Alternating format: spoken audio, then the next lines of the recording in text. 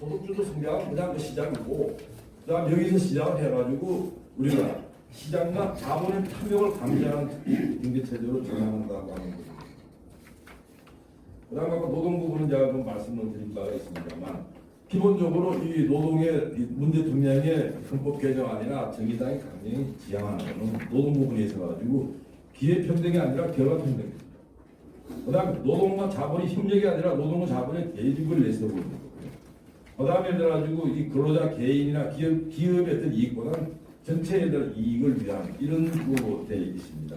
그래서 사실은 이렇게 된다고 했을 때는 아까 말씀드린 대로 민주노총 세상이 됩니다. 왜? 민주노총이 지향한 그런 세계가 이런 세계거든요. 그래서 결국은 어떻게 본다면 이번에 연동형 비례대표제는 골자가 뭐냐면 정의당의 승리고 더불어민주당의 패배고 그다음 민주노총의 세상이 되는 거 아니겠냐는 게 제 생각입니다.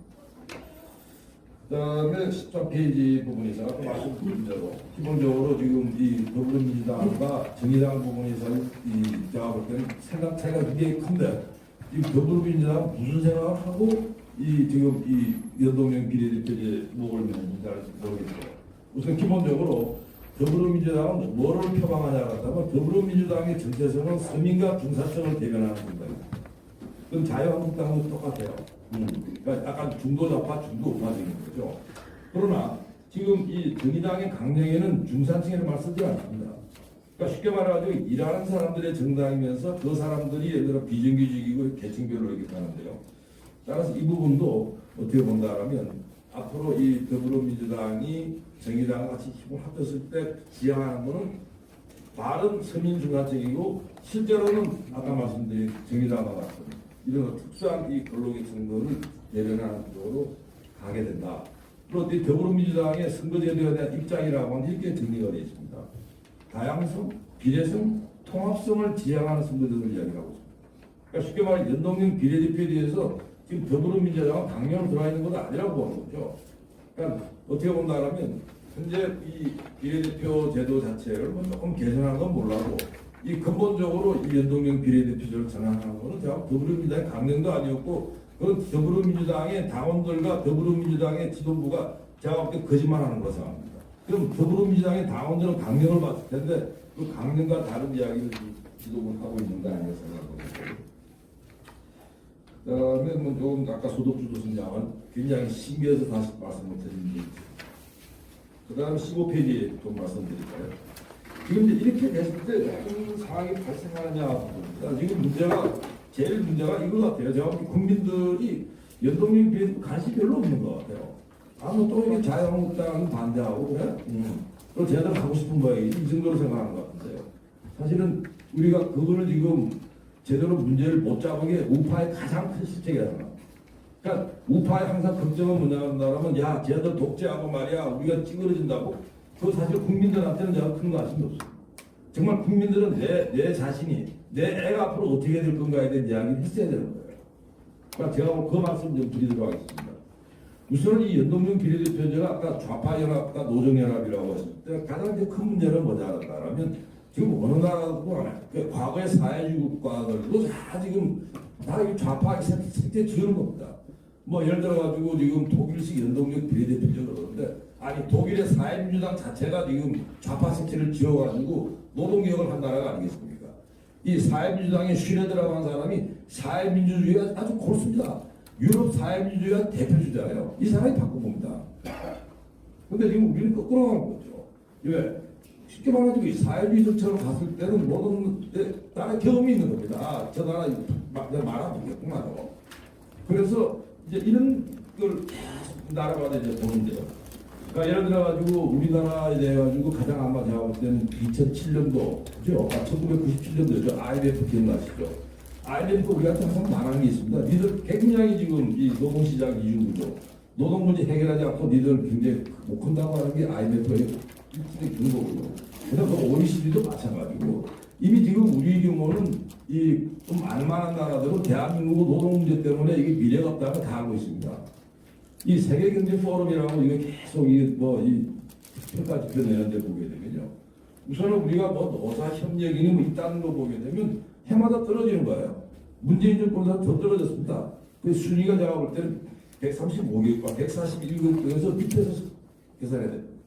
대략 그 순위가 지금 이 보게 되면 뭐 노사임력은 130이라고 그러니까요.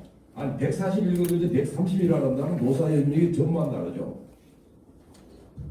자 그러면 그러니까 문 대통령과 내가 정의당 힘을 합쳐가지고 사실은 이제 이 노동정책을 전면 변화한다고 했을 때 그 방향은 빠르다는 거죠. 지금보다 더 틀어지는 겁니다. 임금, 최저임금 더 올려. 왜? 정의당 강령이 되어 있습니다. 민주노총이 요구입니다. 생활임금 가자고 하는 거예요. 그래서 기본적으로 임금도 정부가 정하고 그다음 주 52시간인데 아무 소리 말고 주 52시간 가자는 거 아니에요. 근로시간도 우리가 정하고 그다음 비정규직 정규직 다 시켜. 이거도 제가 볼 때는 다 어떻게 보면 사회주의 정책인데 지금 사실 이러한 흐름들이 초기에는 겁없이 임금 16% 올리고 그러다가 약간 좀 발빼는 것 같아도요.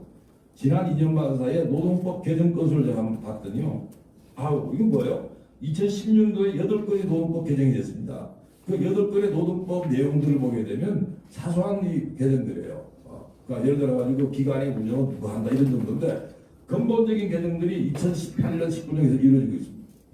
그러니까 이거는 어떻게 본다면 내년도에 연동형 비례대표제 된 이후에 이 노동법 개정이라고 하는 것은 이거보다 훨씬 더 큰 어떤 개혁폭일 것이고 그 숫자는 굉장히 많아질 거라고 생각하고 바로 그 부분에 있어가지고 예를 들어가지고 뭐 이 세계에서 우리나라 쳐다보는 투자자들 입장에서는 야 저 방 빼라 저거 한국에서 투자 안 되겠다 저거 막 이렇게 없는 부분들입니다. 지금 당장 현안이 뭐냐 한다면 지금 국회 계류 중인 법이 이런 법이 있습니다. 아예로 협약 비준하는 게 있어요. 그걸 지금 자유한국당이 뭐 그래도 운이 좋아가지고 그런지 같은 걸 틀어주고 있어요. 그 다음에 예를 들어가지고 이거 말고도 뭐 노동조합법, 교원노조법, 공무원노조법 도 있는데 이 부분들이 사실은 제가 볼 때는 앞에서 말씀드린 최저임금법보다 더 무시무시한 법들입니다. 왜? 사실은 이 공무원 교원을 다 이게 틀어진다고 한다. 결국 민주노총이 다 틀어진다는 이야기인데 지금 민주노총의 지금 이 성장이 아주 비약적으로 성장했습니다. 그러니까 지금은 한국노총보다 규모가 더 커졌을 거예요. 그리고 주로 어디서 많이 커졌냐는 다면 과거에 들어가니 현대자동차 같은 데가 민주노총의 주축이었다는 앞으로 제가 볼 때 그 주축은 이름하더라도 공공서비스 쪽으로 많이 이동합니다. 그러니까 요번에 우리가 철도 보셨죠. 그러니까 이런 부분들로 이렇게 쭉 까게 되게 되면요. 실제로 들어가지고 내년도 연동형 비례대표제가지고 이런 시나리오 갔을 때 민주노총의 힘이라고 하는 건 지금보다 훨씬 더 강력한 힘이 됐구나. 그리고 또 그 이야기는 뭐냐 한다면 민주노총이 가지고 있는 여러 가지 네트워크들 그게 들어가지고 민주노총 산하의 연맹들만 있는 게 아니에요. 그러니까 예를 들어가지고 각종 좌파 시민단체랑 연대하고 언론계랑 했을 때는 사실상 국회 장악과 그 다음에 예를 들어가지고 이 시민사회에 대해서는 이 여론을 장악할 수 있는 그런 길이 있다고 이렇게 보입니다. 그래서 결국 지금 이런 분위기를 예를 들어가지고 뭐 이 IMF는 말할 것도 없고요. 예를 들어가지고 뭐 해외에서 투자은행 이런 데서 쭉 보면서 이게 어떤 생각을 하겠습니까? 야 이거 큰일 나겠네. 우선은 당장에 제가 볼 때는 이 법 개정과 동시에 굉장히 많은 시위와 이 파업들이 벌어질 거라고 보고요. 그 다음에 이 시위 파업 때문에 해가지고 생산이 차질이 생기고 그 다음에 자본이 유출한 이런 국면으로 이제 가면서 사실상 지금 우리가 뭐 외환보 요구 많다고 콘센트 뻥뻥 치는데요. 그 제가 볼 때 빠질 때는 힘만이 빠져버립니다. 그러니까 어떻게 본다면 기본적으로 노동 부분에서 시작이 됐던 게 산업으로 가고 그다음 고용 가고 금융 외환 쪽으로까지 이제 갈 수 있는 이런 상황이라고 하는 것을 제가 분명히 말씀드립니다. 물론 이렇게 되면 안 되겠지만 현실은 뭐냐 한다면 연동형 비례대표제 해가지고 정의당이 승리하고 민주노총이 세상이 된다면 원래 그 강령대로 간다면 이렇게 되는 겁니다. 강령대로 가는 세상이라면 이렇게 된다고 하는 말씀을 드립니다. 그 다음에 이 기본적으로 이 이야기도 좀 이제 드려야 될 것 같은데요. 그 다음에 이 지금 노동 부분에 있어가지고 몇 가지를 좀 강조를 드려야 되고, 그 다음에 어떻게 보면 일반 우리 국민들이 제발 좀 알아주셨으면 좋겠다 생각하는 게 사실은 야 나는 우리 일하는 사람들을 위하는 정당이야. 정의당 그렇게 말하고 있습니다. 그 다음 민주노총 우리가 다 평등을 가는 그런 이 노동이라고 이야기를 하는데 실제로 현실은 그렇지가 못했죠. 오히려 우리가 민주노총 자체가 이 대기업 공공 부분을 꽉 장악하고 있습니다. 이 대기업 공공 부분의 노동조합 조직률은요 선진국보다 높아요. 그러니까 우리나라가 1000인 이상의 사업체를 한다면 그 사업체 직원들 1000명 중에 700명 이상이 노동조합 조합원들입니다. 그 다음 공무원 내지는 공기업의 직원 1000명 중에서 700명 정도가 다 조합원들이에요. 그러니까 우리나라의 산업을 틀어지고 있는 대기업과 공공부문의 70%라는 무슨 말일까요? 다 들고 있다는 거고. 근데 이 사람들이 굉장히 고임금이야. 어느 나라도 많이 받습니다. 그다음 고용보호 어느 나라에서 이렇게 고용보호 받을 수도 없어. 근데 그 대가를 지금 누가 치르고 있냐라면 사실은 이 중소기업 노동자들이 지고 있는 겁니다. 왜? 어쨌든 간에 그걸 임금 억지로 올리고 고용보호 억지로 하게 되면 누군가 부담을 져야 되는데 그 부담은 결국 중소기업 비정규직이 졌다는 거고 바로 이 문제에 있어 가지고 정의당과 민주노총 부분은 사실상 자기네는 그런 의도가 없었다는 거거든요. 결과적으로 그렇게 만들었던 거고 바로 이 부분은 이번에 연동형 비례대표제를 해가지고 아예 그때 굳어질 거다 그게. 그러니까 어떻게 보면 저는 그 10대 94라고 그러는데 대한민국의 조합원들이 10%입니다. 현재 근로자 중에 10%가 조합원이고 90%가 이제 조합원이 아니에요. 그러니까 중소기업 일하는 사람이 대략 90%. 그럼 10%를 위해 가지고 90%가 희생하는 지금 이런 나라가 지금 와 있고 이 부분에 있어 가지고 지금 이 정의당이나 민주노총이 말하듯이 자본의 어떤 탐욕도 아니었고 어떻게 보면 이 민주노총의 위력과 그다음 노동법에 모순해서 왔다고 하는 것을 사실 일반 국민들이 좀 아신다는 나라고 아마 연동형 비례대표제 굉장히 위력천만하게 짝이었고 우리 애들 미래 싹 이건 가는 거예요. 청년들 일자리 없어집니다. 그러니까 지금 정년 65세 연장하는 것도요. 아마 내가 볼 때는 지금 뭐 이거 운만 띄우고 있는데 내년도에는 확 근무설 켜버릴 겁니다. 정년 65세 혜택 누구한테 돌아가나요? 대기업 공공부문에 들어가는 거고 중소기업은 65세 전혀 가까이 가지도 않습니다. 나이 50전에 다 직장 나가야 되는 이런 정도 사업단들이기 때문에 실제로 얘들아 대기업 공공부문이 65세로 정년을 딱 까는 그 순간 우리 대학생들 내년도 앞으로 뭐 지금도 어렵지만 앞으로 제가 볼 때는 그냥 일자리 자체가 싹 없어지는 왜? 어느 기업이 뽑겠습니까? 65세를 연장이 됐으면 지금부터 5년을 더 돌려야 되는데 그 5년 걸린 것 때문에 청년들한테는 돌아올 필요도 없다는 거죠. 그래서 이런 부분들이 좀 이야기가 되어야 될 것 같아요. 그럼 도대체 이러한 연동형 비례대표제와 이상한 이 제도가 도대체 지속 가능하냐에 대한 말씀을 드리면서 마칠까 합니다. 기본적으로 지금 시대가 말이죠. 뭐 4차 산업혁명으로 그러고 기술이 어마어마하게 바뀌고 있잖아요. 그 다음 막 중국이 막 이렇게 뜨고 있습니다. 그 다음 미국이 싸우고 있습니다. 이 좌파 정책으로 이게 대응할 수 있겠습니까? 이렇게 변화무쌍한 데는 굉장히 유연하고 신속하게 대응해야 되는데 안 되는 겁니다. 그래서 어느 나라든 간에 이게 이런 말에 우파적인 스텝이 강해지는 겁니다. 왜? 나라가 보다 기민하게 또 협력해서 움직여야 될 이런 부분들이기 때문에 이런 말대로 좌파 연정의 좌자라고 하는 건 내가 볼 때는 오래 갈 수가 없다. 그리고 좌파 연정 해가지고 뭐 좀 있는 나라들이 제가 볼 때는 저 남부 유럽 쪽에 일부 있는데요. 뭐 그리스 무슨 있는데 다 무너졌습니다 지금. 되지가 않아요. 왜? 좌파 정책 가지고 이 현상을 도저히 할 수가 없다 보니까 무너지고 있는 거고 또 어느 나라가 노정연합을 합니까 지금? 그러니까 기본적으로 지금 노동조합이 전체 모든 노동자들을 골고루 대변하면 좋은데 그게 어렵기 때문에 사실상 이 정치와 노동운동 자체는 거리를 두는 거거든요. 그래서 사실 이러한 어떻게 보면 좌파 연합과 노동연합 자체가 들어가지고 이 설당이 어디 쓴다라면 그 연동형 비례대표제라고 하고도 오히려 계속 정당만 난립시키고 그리고 정말 어떻게 보면 조그만 정당 해가지고 자기들끼리 정말 끼리끼리 이합집산하는 이런 부분들이 과연 이게 맞고 그다음 그게 지속 가능하냐 이야기는 분명히 있는 거예요. 그다음에 이 다른 나라 예를 들면 사실 뭐 지금 엄청나게 이야기를 많이 드려야 되는데 꼭 여러분들한테 오늘 이 말씀을 드려야 될 것 같아요. 독일 그러는데요. 독일이 말이죠. 노동 실업률이 10%까지 막 짱പ്പെടു던 나라예요. 아주 유럽에서 조롱거립니다. 유럽의 병자라고 왜 비실비실했습니까? 근데 그 비실비실했던 거를 누가 바꿀게요? 아까 제가 말씀드렸죠. 좌파의 반성입니다. 그 슈레드 수상이 자기 회고로 쓰고 보게 되면 굉장히 놀라워요. 우리 국내도 번역이 있더라고요. 그러니까 이 양반은 그냥 후회하는 겁니다. 이게 도대체 말이 안 되는 거 아니야? 그리고 이 사회민주당 국회의원 다 모아놓고 연설하는 게 아주 대단합니다. 당신네들이 국회라면 더 한다고? 이 독일이 이렇게 망가져 한 번도 한 게 뭐 있어? 당신 할 수 없는 거야. 이러면서 밀어붙입니다. 그게 바로 그 유명한 하르츠 계획이고 슈레드 계획이거든요. 그래가지고 독일은 지금 실업률 10%가 3%로 떨어졌습니다. 3분질로 떨어졌습니다. 그 제도가 얼마나 중요하면 여러분 금방 이해가시죠.